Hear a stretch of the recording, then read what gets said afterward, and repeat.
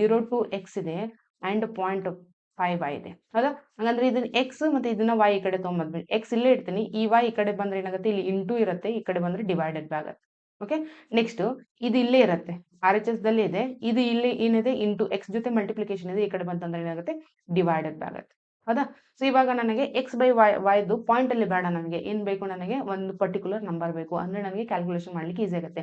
ಇಲ್ಲಿ point after ಎಷ್ಟು place ಇದೆ, ಎಷ್ಟು ಪ್ಲೇಸ್ ಇದೆ, 2 ಪ್ಲೇಸ್ ಇದೆನಾ. ಸೊ ಪಾಯಿಂಟ್ ಅನ್ನ ಇಲ್ಲಿ ತರ್ತೀನಿ, ಅಂದ್ರೆ ಮೇಲ್ಗಡೆನೂ ಪಾಯಿಂಟ್ ಆಫ್ಟರ್ ಏನ್ ಮಾಡ್ಬೇಕು, 2 ಪ್ಲೇಸ್ ಬರಬೇಕು. ಒಟ್ಟು ಇಲ್ಲಿ ಒಂದ ಪ್ಲೇಸ್ ಐತಿ, ಇಲ್ಲೇನು ಇಲ್ಲ ಅಂದ್ರೆ 0 ಹಾಕೋತೀನಿ.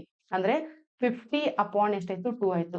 50 ಅಪಾನ್ 2 ಆಯ್ತು. ಈಗ ಬೇಕಾಗಿರೋದೇನು ಹಂಗಂದ್ರೆ ಎಕ್ಸ್ ವ್ಯಾಲ್ಯೂ ಎಷ್ಟಾಯ್ತು, 50 ಆಯ್ತು, ವೈ ವ್ಯಾಲ್ಯೂ 2 ಆಯ್ತು. ಎಕ್ಸ್ ಮೈನಸ್ ವೈ ಅಂದ್ರೇನು, 50 ಮೈನಸ್ 2 ಅಂದ್ರೆ 48. ಎಕ್ಸ್ ಪ್ಲಸ್ ವೈ ಅಂದ್ರೇನು, 50 ಪ್ಲಸ್ 2 ದಟ್ ಈಸ್ 52 ಹೌದಾ. ಕ್ಯಾನ್ಸಲೇಷನ್ ಮಾಡ್ರೆ ಎಷ್ಟಲ್ಲಿ ಹೋಗುತ್ತೆ, 4ರಲ್ಲಿ ಹೋಗುತ್ತಾ, 4 1 4 2 13 4 52. So 12 divided by 13